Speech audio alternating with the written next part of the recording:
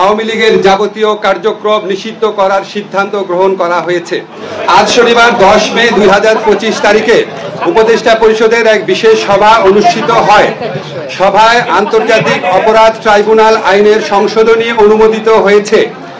সংশোধনী অনুযায়ী আন্তর্জাতিক অপরাধ ট্রাইব্যুনাল কোনো রাজনৈতিক দল, তার অঙ্গ সংগঠন বা সমর্থক গোষ্ঠীকে শাস্তি দিতে পারবে।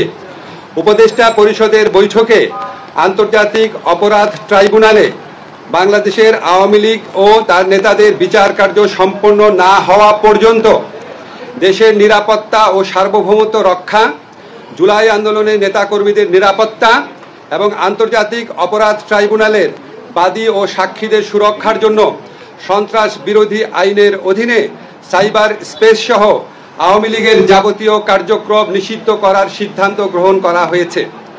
এই বিষয়ে প্রয়োজনীয় পরিপত্র পরবর্তী কর্মদিবসে জারি করা হবে।